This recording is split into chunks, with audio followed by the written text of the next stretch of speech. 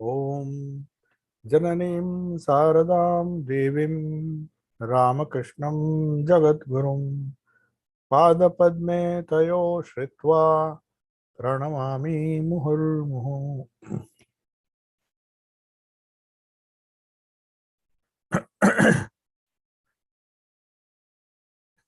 So we were discussing the divine play of Srima Sharda Devi, and we saw how when she was very young, though she had uh, a great desire to learn, which was not possible in those orthodox in that orthodox environment.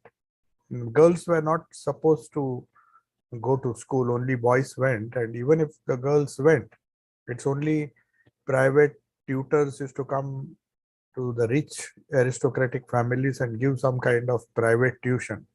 Otherwise, most of the girls would be married off when they were young. But Kamarpukur, Jairambati, where Holy Mother grew up, she somehow managed to go with her brothers and others or other boys to the boys' school, which was not prohibited, but it was very rare to find.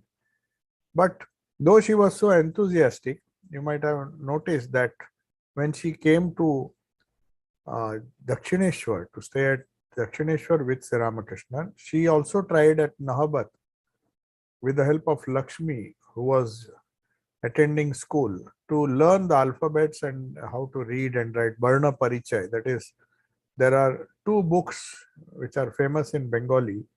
One is Varna Parichay. Varna means Varna. Varna Parichay 1 and Varna Parichay 2, which was for primary students.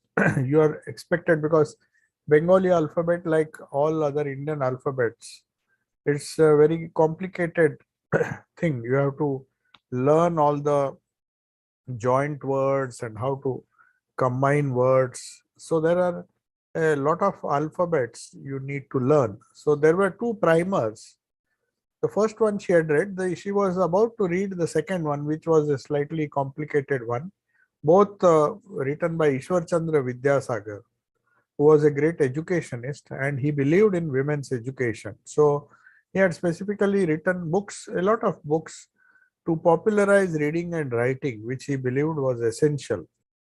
And but somehow Hriday came, and since he was very orthodox, he did not like the idea that both Lakshmi was Sri Ramakrishna's niece and Sharada Devi, Srima Sharada Devi, that they should be learning to read, and he just snatched away the books from them. But somehow later on we know that a Pitambar Samanta, who was the store manager of the Dakshineshwar temple, his daughter was his son, Pitambar Samanta's son, uh, Sharat. Sharat was his name. He used to come to Dakshineshwar quite often. And Sri Ramakrishna himself arranged. He was so liberal that he arranged for this young boy to go and teach Srima Sharda Devi in her reclusive place in Nahabat, where she used to live. People had hardly any access to that small room where Sri Ramakrishna's mother lived on the first floor, and on the ground floor, a hexagonal room which was known as Nahabat, where normally on special days music would be played from the from the first floor. So the room below, which was normally used as a store, was the room where Holy Mother Sharda Devi lived. So it was there that she began her first lessons. And later on, though she could not complete, she did not have formal education, but still she could read, write, and even sign her name and many things. She could even write some letters which are still there. Now, one thing we have to understand, that lack of formal education never stunted the intellectual development of children in those days, be it a girl or boy. And especially in the case of Srima Sharda Devi, she was born with the divine qualities. That is why we say half of our education comes from nature, half comes from nurture. Nurture means the facilities that you provide, the environment that you provide. So you nurture a child. But even without nurture, if the nature, the basic nature, the samskaras are so strong that many divine qualities, many moral qualities, and wonderful qualities of the heart and head, like purity, humility, self control, self sacrifice, non violence, truthfulness, modesty, detachment. These are compassion, courage, forgiveness. These are some of the qualities which a person is supposed to, a child is supposed to imbibe through education. That was the earlier scheme in our Gurukulas. But unfortunately, the Western system of education catered to the needs of the intellect only, the development of academic brilliance, or reading the 3 R's, as they say. That was considered to be more important than having a training in these wonderful qualities. But if one is exposed to the right kind of people, and also one comes with some good samskaras of previous lives, then it becomes easy to develop these qualities in contact with nature. That is why Swamiji said several times that Sri Ramakrishna might not have gone to university, but nature itself was a great teacher. And those who are born with good tendencies, good samskaras, or of course, what to say of an incarnation, they are born with the highest sattvic qualities. But even others who, though they may not have the facilities for a good environment for that kind of education, but nature is so kind that she manages to teach people. Only all that is required is an intense desire to know the truth of life, to know what really conduces to one's own development, spiritual development, material development, and mental development, the physical development. So these things, nature has, as they say, nature is a wonderful teacher. It can teach. Only thing, we should know how to learn from nature. So her parents, of course, the education begins at home. Most of us think education begins at school, but it is the parents who teach how to live a life, a balanced life uh, in society. So that is, good parents uh, are, as I mean, a good mother is much better than 10 hundreds of good teachers. They say one good mother, one good father is equivalent to 100. There's a famous Sanskrit saying uh, in Sanskrit that one father is equivalent to 100 teachers. I mean, the teachers which you get in your school. So one father is equivalent to 100 teachers, and one good mother or one cultured mother is equivalent to 100 fathers. So that shows how much importance is the the qualities which are natural to the mother of the child, how much influence she has on her children. So that was the greatest influence. Her parents, especially her mother, taught her how to love and serve others, how to be content with a simple life. She was raised in poverty. They did not have, but whatever little they had, they shared with the villagers, and they had tremendous, there was a spirit of service uh, in both the father and the mother, especially the mother. So then she also received practical lessons while helping her father during worship. She knew puja, being they belonged to a Brahmin family, and he was worship. Doing puja in different houses was one of his means of livelihood. Though it was not a very, it could not help him to earn money, but it was enough for him to somehow manage to get the needs of life fulfilled. So he had to go to several houses apart from the little land they had, which was too little. Maybe they could grow enough for their own family. There was hardly any surplus to be sold. So that was not a source of income. The farm that they had, or the land that they had, the agricultural land, very small piece of land was enough to grow rice and other vegetables which were enough for their household. I don't think they had enough land to sell the grain they grew. But anyway, he had some supplementary income being a Brahmin, and so she used to help her father doing the puja, and she learnt all the different ideas behind the worship, and cooking and cleaning with her mother. She used to do all the household work because she was the eldest, and she helped her mother with everything in the household. She was a great help, and that is how we learn how to manage a household. These things are not taught in the school. It's not part of academic education. If a child is lucky, if a daughter is lucky, she can learn from her own mother and father. So she also helped her to raise her young siblings, which gave her a wonderful quality of looking upon all the devotees as her children. She had this, even her own siblings were very young, so she helped her mother to take care of them and also learn the other things like cooking and serving others, cleaning the vessels, maintaining the house, and all those things. In addition, she became acquainted with the spiritual culture of India. That was one education which every child in rural India, especially during those days, the tradition is slowly vanishing now. But there were minstrels, and who are known as bowls and wandering mendicants, who used to give back to society. People, contrary to popular belief, as some of our early politicians mentioned, that in India there are so many mendicants or sadhus wandering about. And one of our earlier famous politicians, I don't want to name him, he felt that it was a big burden on the society, this wandering monks.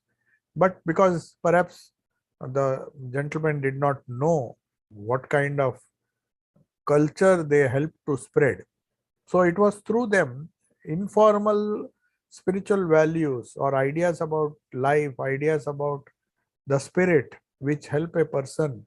The highest kind of spiritual education was given by these bowls, minstrels, and religious mendicants who did not expect anything except a little food and a little clothes for their maintenance.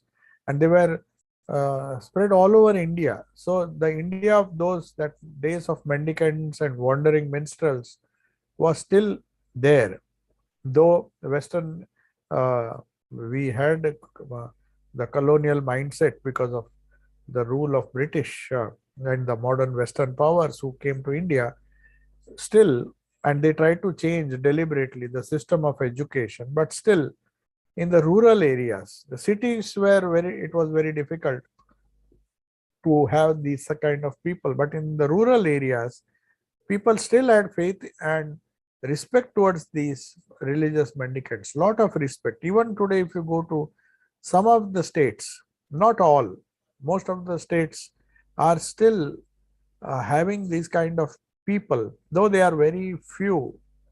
But in those days, there were a lot of minstrels and mendicants who were known as bowls, and who, in a beautiful music was used to spread these religious ideas, chantings and of the different scriptures, the local version of the Ramayana, Mahabharata, and all the folk tales full of spiritual wisdom and insight.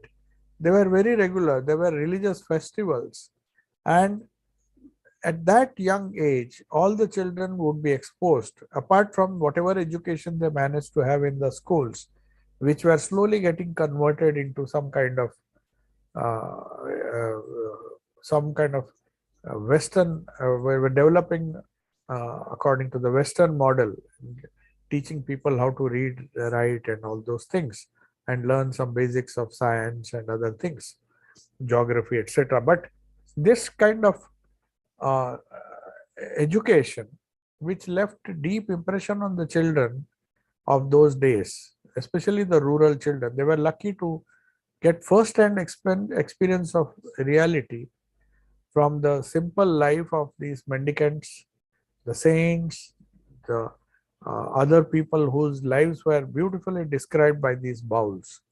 So, and moreover, the villagers also, most of the villagers were very nice to this family, and she shared their woes, she shared their struggle for existence, their poverty, and even in life and death, they were all together as a very big extended family. So this education helped her to develop a loving and deep understanding of humanity. What kind of suffering? See, that is why Swami Shardanji says in the beginning of the Great Master also, that most of the incarnations except Sri Rama and Buddha were born in poor families. So that poverty, that struggle for existence, and all these wonderful things which they observe trains them in a way that later on they can negotiate or lead their life in a pretty balanced manner. Unlike some of the spoiled children of rich families who find it difficult when they are on their own for some reason. Anyway, Agormani Devi, Sharda's village companion and playmate, once said, because some of the reminiscences were recorded later on. So their reminiscences have been published. On the basis of this book was compiled, The Life of Holy Mother. So some of her women companions, girl companions, who later on survived her perhaps, so they also helped to uh, preserve these reminiscences in their own way. They dictated it and then it was recorded in Bengali. Fortunately, we have them in English. So Agormani Devi, she was young Sarada's village companion and playmate. She said Sarada was absolutely straightforward, embodiment of simplicity. That is what she observed. She never quarreled with her playmates. So these are wonderful qualities every parent should expect their children to have, boys or girls, both. That the tendency not to quarrel, which comes from ego. So if a child is quarrelsome, there is some problem. He has strong likes and dislikes, which make him unsatisfied with whatever he gets. But if one is very uh, good to others, she never quarreled with her playmates, and she was an embodiment of simplicity, according to Agarumani Devi. And when they fell out, her classmates or her friends, childhood friends, fell out with each other, naturally it is very common that young children always quarrel. So she was the one who acted as a mediator or a peacemaker. And moreover, like Sri Ramakrishna, she also loved to make images of Kali, Lakshmi from the riverbed. You get some nice clay. When the river is not at spate, they collect this some of the mud there, and later on, if it is slightly dried for some time, it becomes a very good clay, and you can make wonderful statues and images. So she was very good at making images like Sri Ramakrishna used to do. And with those images, these young children would worship the goddesses like Lakshmi, Kali and all with flowers and bay leaves, which were available in plenty. Every practically house or every corner you had a bale tree. Bale is very common in Calcutta, in rural Bengal. And flowers, of course, a lot of flowers, flowering trees were there. So, but other villagers who shared their reminiscences about Holy Mother, they said, who had the occasion to see her or live with her in Jairambati, later on they said from her very childhood, Sarada was extremely intelligent, quiet and well behaved. Very rare for a child of her age. She had this wonderful wisdom and a very quiet nature, a deeply meditative nature, and she was well behaved. But at the same time, she always worked enthusiastically. It was never necessary to remind her of her duties because she thoughtfully anticipated them. That was her good quality. That nobody, mostly children, have to be reminded, you do this, you do that. And parents find it so difficult. Even the simple tasks, children are so haphazard in their day-to-day habits that they have to be constantly chastised or reminded and disciplined with a stick or maybe by coercion. But she never had to be reminded of her daily duties.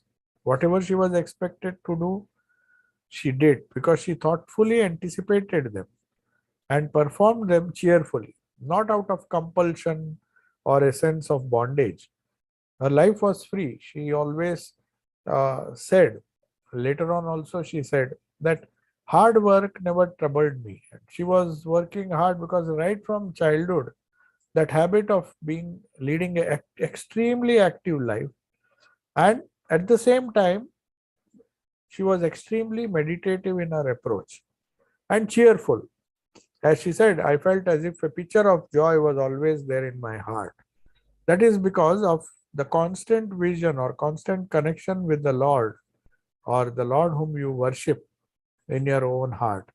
That removes all the angularities and all the problems and issues that we normally associated with a stunted education, or rather a wrong education, where the ego is given a free play. In fact, pampering and other things of children helps uh, uh, in the ego being a big obstacle. Ego becomes a very big obstacle when they grow up. When one is a child, normally we pamper that child and don't mind the tantrums the children have because of their silly ego. It's we consider it to be a very innocent thing. If some child has strong likes and dislikes, and we also go and pamper that child. Oh, my child does not like this, he does not like that. So that is how we train them to pamper their egos, which become a big obstacle when they grow up, because things change drastically when you grow up. You can't remain a child. You can remain childlike, but you can't remain childish. As Nivedita pointed out, Sri Krishna and all others like Holy Mother, they had a childlike nature, but it is never to be confused with a childish nature, which comes out of lack of growth, lack of maturity. Maturity doesn't mean you cannot be childlike. Childlike nature means lack of ego, a lot of transparency, speaking what your mind says, and not trying to uh, say things in a very cunning way. That is considered to be a sign of maturity. People think that one has to be very intelligent, and in Bengali there is a word. It is used in Hindi also, chalaki. So, Srima Sharda, Swami Vivekananda once spoke in Bengali to his brother disciples. He said, "Chalaki dwara kono mahat karjo hoy na," means nothing can be gained or nothing can be achieved with the help of this worldly wisdom, which is also known as chalaki. So, naturally, to be childlike is to be mature, but at the same time simple, and being one in word, thought, and deed. So that should not be, life should be like an open book. So that is how Srima Sharda Devi's life was. And everybody who saw her, all the reminiscences that we see, they all point out to this wonderful nature of hers. Always joyful, always cheerful, whatever be the circumstances, however hard the circumstances were. Extremely intelligent, but at the same time very quiet and well behaved, which comes from a wonderful nature. It's not just nurture. Of course, in her case, her parents were also responsible for this kind of, they were also very noble themselves. So naturally, she had the benefit of both nature and nurture. So it was inspiring the life says that to visualize Sarda's early life, where she helped her mother husk paddy. Paddy had to be husked before it could be consumed by the small husking machine, which was a very crude type of machine. But one had to be very careful. It was not automatic. It had to be some kind of force, either by the foot or by the hand, was necessary to operate that husking machine. Sometimes she cooked when Sama Sundari Devi, her mother, was busy, and the rice pot was so heavy that Sharda could not lift it. So she had sometimes to ask her father to help her. That shows that how, at even a tender age, when she is not even able to lift the pot, she had learned cooking. So Sarda collected water from Banerjee's pond, which was very near to their house, and because water had to be brought from the pond early in the morning when it was less muddy, before people had gone to uh, bathe and other things, they used to bring that water and use it for cooking. So balancing, like other elderly women, she used to balance the pitchers, one or two pitchers. You can't be going on errands using a small pot. She had to often carry heavy pots, so they had to be balanced on the head. But that is how the women, village women, there were no taps in those days. So only when she came to Dakshineshwar in Calcutta, the taps were being there. In Udbodhan house, I think it was the first time she started using taps. Otherwise, you had to bring water for cooking, for drinking, everything from the village pond. And then she learned naturally, every person normally in Bengal learns to swim. And they used to use these big empty pots to learn swimming. That is how they naturally learned swimming. There were no trainers as such. The children just jumped into the water with those empty pots, and holding on to them, they somehow managed to use it as a float and then learned swimming.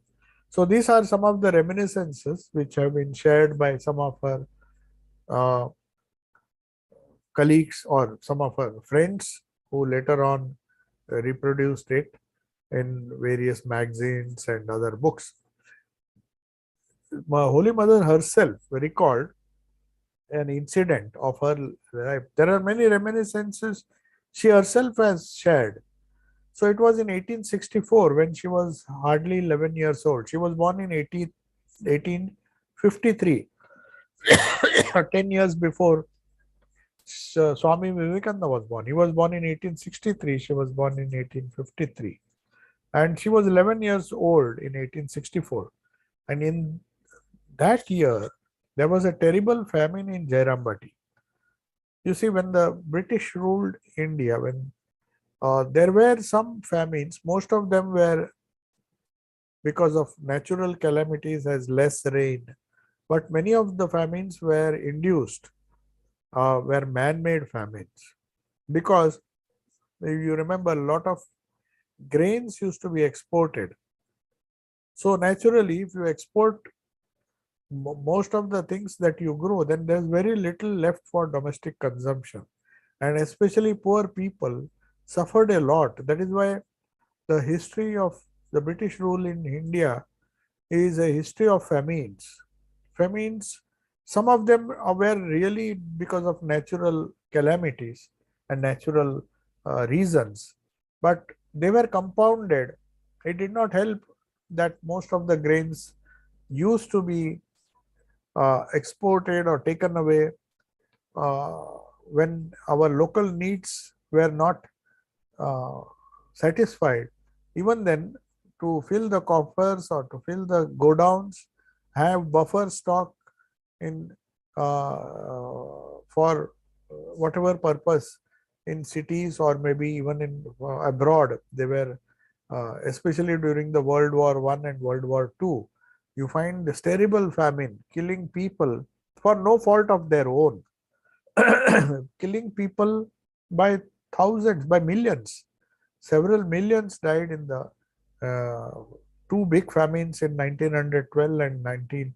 Of course, Holy Mother was alive at that time, and later on, after the Second World War, when a lot of food artificial scarcity was created because of some decisions taken by the government at that time.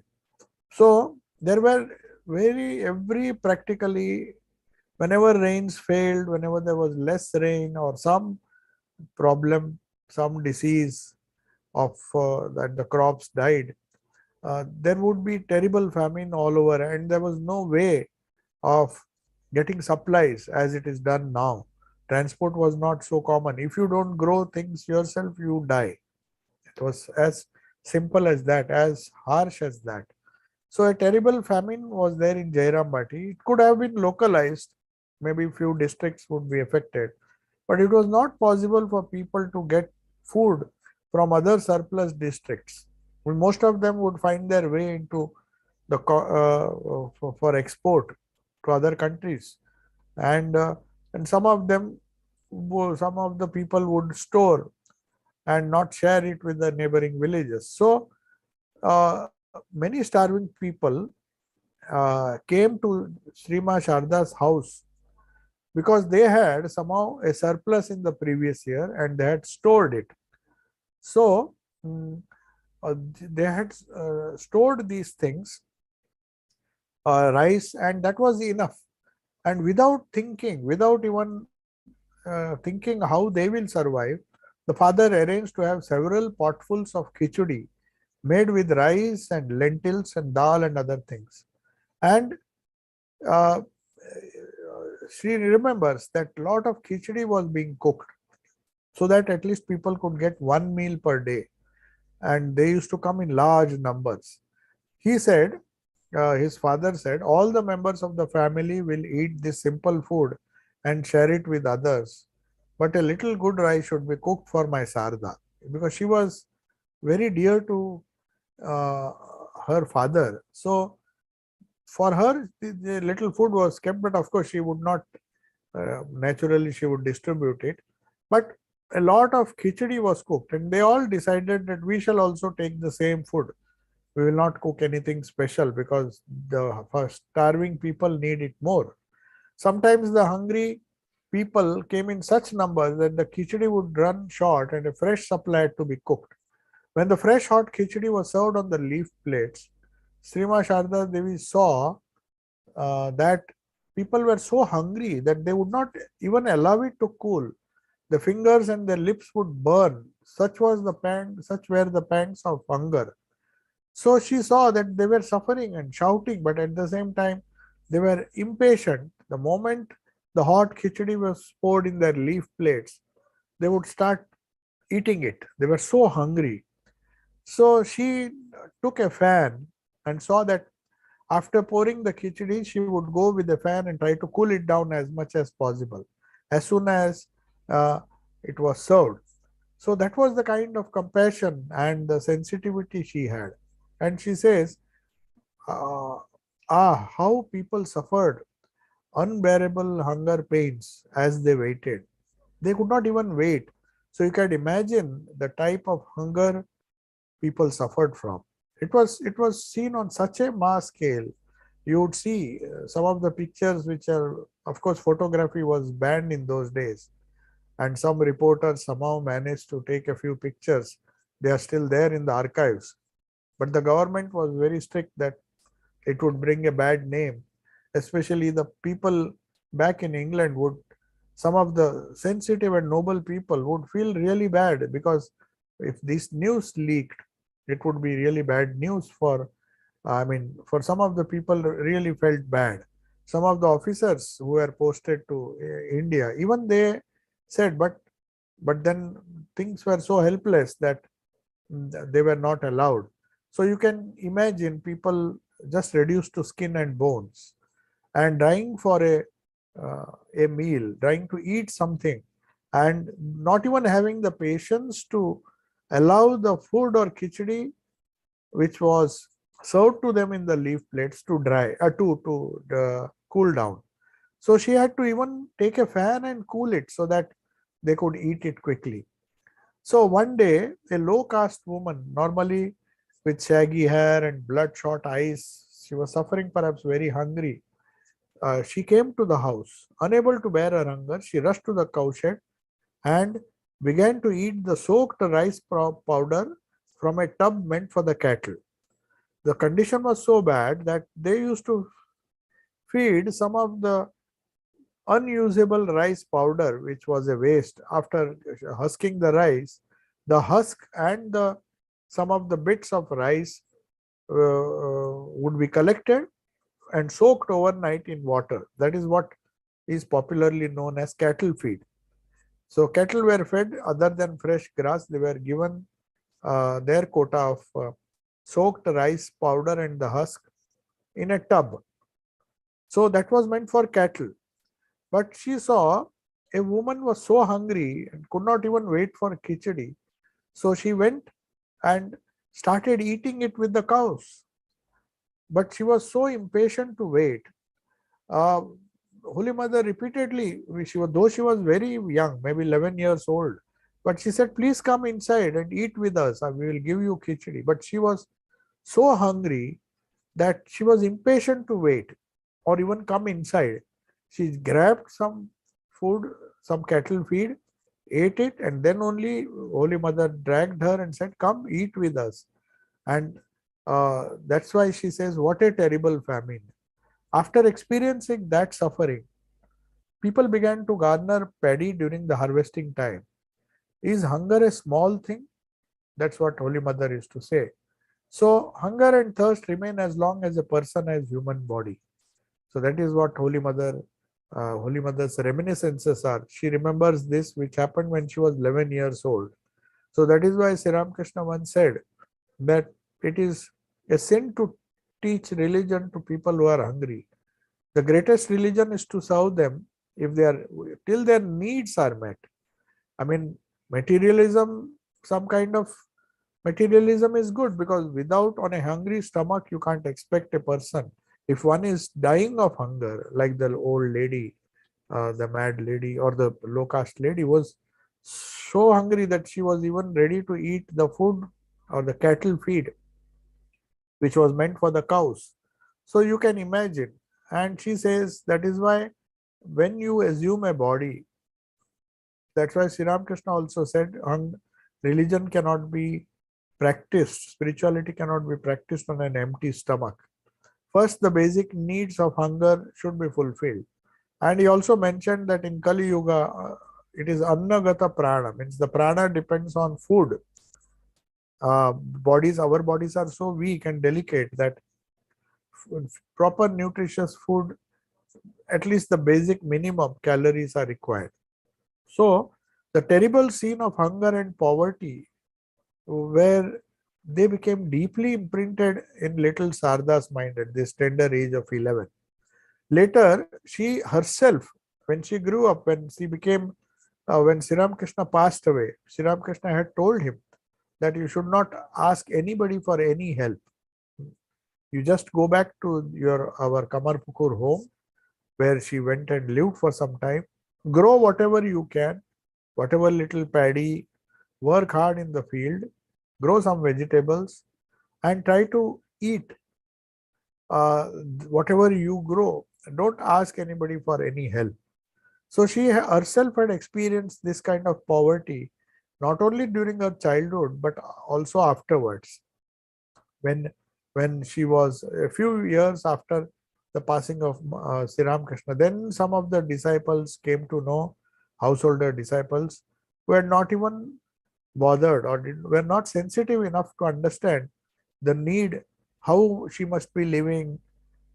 They just thought that she is in the village home, somebody will take care of Sri Ma Sharda Devi. But because her husband Sri Ramakrishna, and a little money she used to get, which Sri Ramakrishna had so thoughtfully arranged, that the pension normally they receive very small amount, 7 pounds, 7 rupees every month, which was supposed to be given to her, was stopped by the temple authorities under the instructions of her own relative. So that is how selfishness, I mean, they were so careless and so insensitive that the little amount that was due, which would have helped her to live comfortably, was stopped, and she had to suffer. So one only who anyone who has experienced such hardships understands mother's suffering or another suffering. So mother felt that if I had not suffered at that time, or maybe Swami Shardananji and others say that because of these hardships, these saints, even the hardships which Swami Vivekananda faced after the death of his father, though they were very rich, how systematically they were robbed by their relatives and practically driven out of their house. So that kind of suffering help them to understand the suffering of humanity in general. So she learned to feel, so that made up for any lack of education or lack of formal education that she might have missed out, because these are the essential things which really educate a person. The education of the heart, education of the hands, how to skillfully do all the day-to-day work, all those things, they come not through academic education, not through schools, but they are to be given by the parents, or society or nature teaches us hard lessons or trains us through these hardships. So she learned to feel for others during the early days of her life. As early as say 5-6 years, she used to help her mother looking after the siblings, and then at the age of 11, now and then there would be famines, and the family would, especially her noble father and mother, used to feed some of the unfortunate, less privileged, underprivileged villagers. So despite the advancement of civilization, science and technology, millions of people even today go to bed every night with an empty stomach. So this is true even in some of the richest countries of the world. It's not that because India was colonized. These situations you'll find in every country, because the difference between the privileged and the underprivileged, the gap between the haves and have-nots increases with the increase in the greed in society.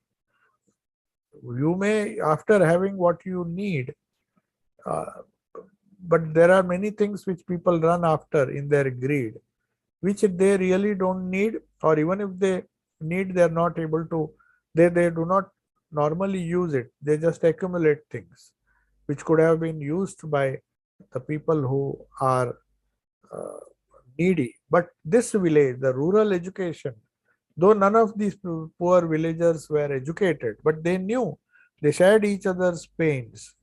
A kind of education which was given by these traveling mendicants and bauls and all these religious, which people used to call as superstition. When India became free, unfortunately, some of our great, so-called great political thinkers thought this is a nuisance. They should get rid of all these people who are not, according to them, unproductive. The fact that they themselves deny themselves a life of a householder, first of all, apart from contributing towards decrease in population, most of these mendicants don't marry, they are single or they are monks. So indirectly they are contributing by not adding to the already millions of hungry mouths in society.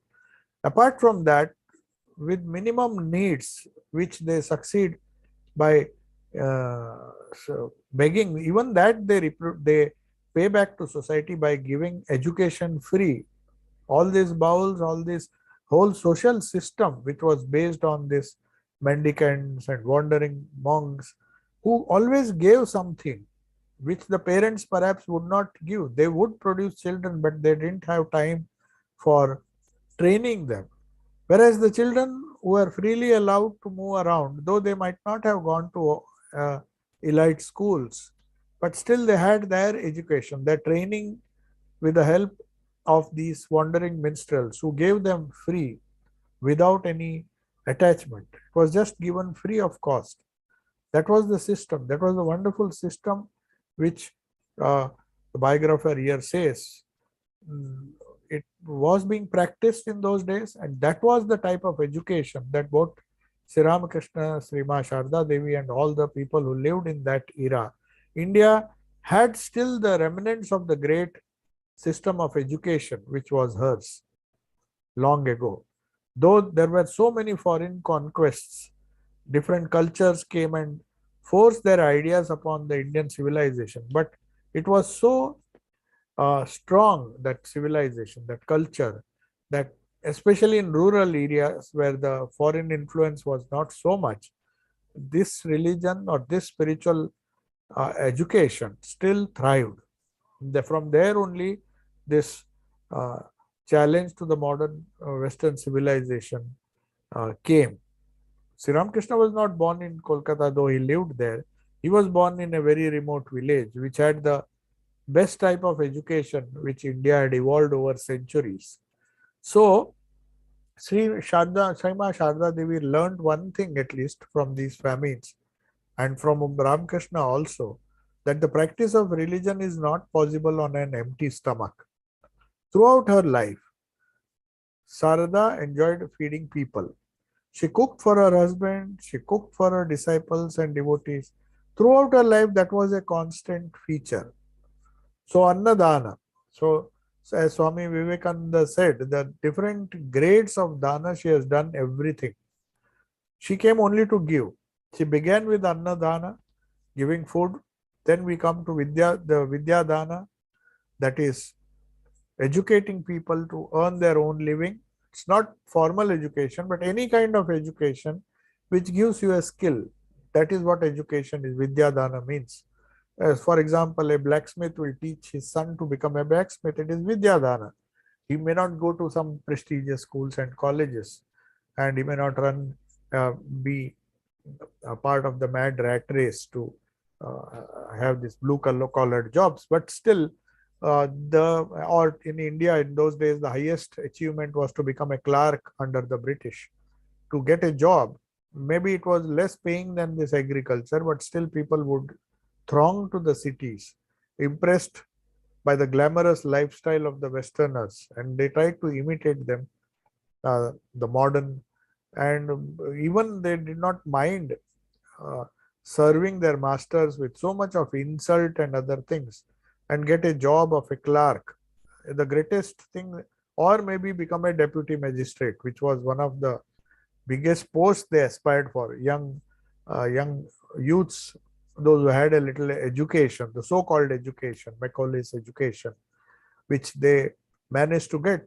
They were so proud of that they thought it is the height of achievement to get a job, either as a clerk in some office or at the most become a deputy magistrate.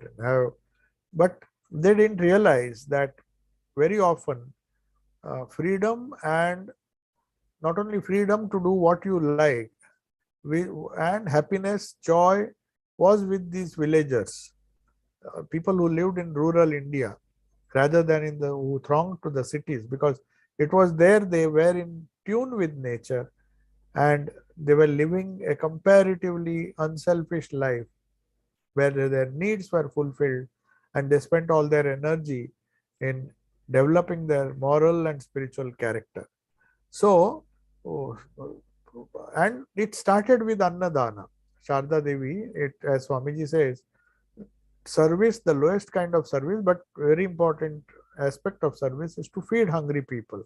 Second is Vidya Dana, enabling them to earn money or earn a living and feed themselves. The third is Pranadana, that is considered to be slightly higher in the scriptures, where a sick man, though he may be wealthy or though he may be earning a lot, if he loses his life, so Jivan Dana or Pranadana as they call it, is the third level of service. And finally we come to the spiritual knowledge, which is known as Adhyatmik Dhyana, the knowledge of spiritual values, which will save him eternally, which will make him free, which will liberate him from the bondage of the physical, the mental, and the causal selves. That is the greatest bondage. That is the highest type of education, the spiritual highest type of gift or dana. So, of course, obviously she did spiritual dana, but for that reason, she started in a very humble way as an ideal to modern humanity. How through feeding people, the gift of service, or the gifts that we give through Annadana, then we go to Vidyadana, skill or education, which enables you to earn a living, and then we come to Pranadana, which is a slightly higher form.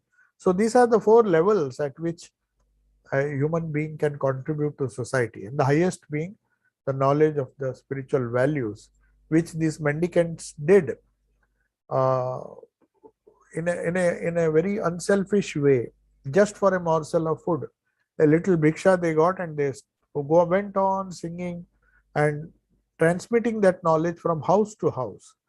If people could not come to places where they could acquire that knowledge, these people went. So it was like a moving school, a moving university, spiritual university. That is what India evolved through her 1,000-year-old history.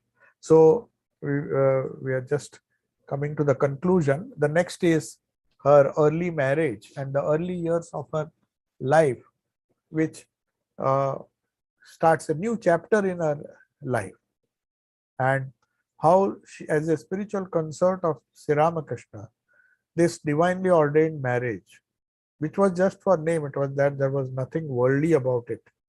They were spiritual companions till the end. Marriage was just an occasion to show how an ideal householder should live. But so this part of the divine play where she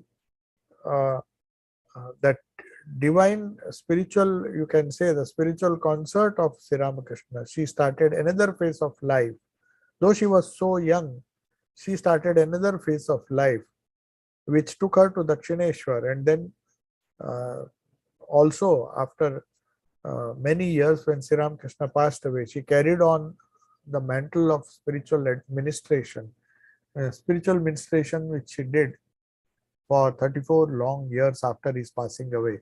So this was a very significant event in her life, that she was married to Sri Ramakrishna, and this as a Sahadharmini or a spiritual consort, it marked an important phase of Indian history, as we shall see in our next class. So if there are some questions, I'll just take them. Yeah.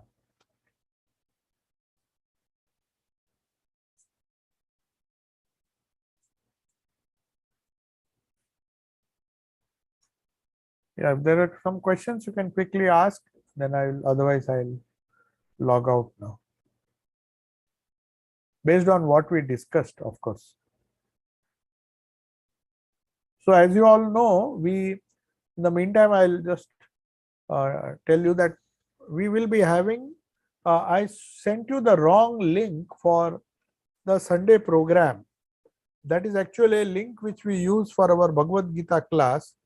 And on Saturday, on every alternate Saturday, you remember we have a class which is conducted by our university. So inadvertently, I posted that link when I gave the details of the Sunday program, which begins at 2:30 on Friday, or not Friday, on Sunday, where we are celebrating online.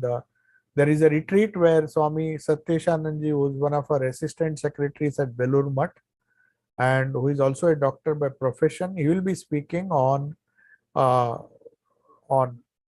to Sri Ramakrishna's advice to the householders. So what advice he gave, how to live a life of fulfillment in the household for householders, his advice. And the second is Sri Ramakrishna, the great educator, the great spiritual educator of mankind. That is the second topic.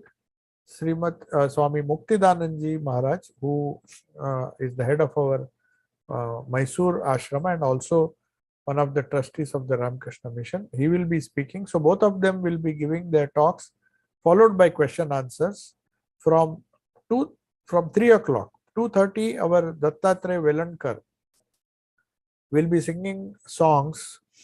He has visited every Durga Puja, used to come here and do the Chandi and all many programs he used to do on his annual European tour. He used to come.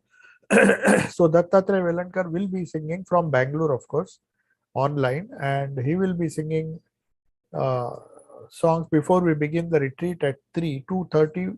There will be devotional songs, which will be followed by these two talks, about 45 minutes or 1 hour each. And then we will have a break. Then, of course, we have our own evening program, which begins at 6:15 instead of 7 on Sunday, this Sunday, the 6th March. So, all of you, we request all of you to attend this. Now,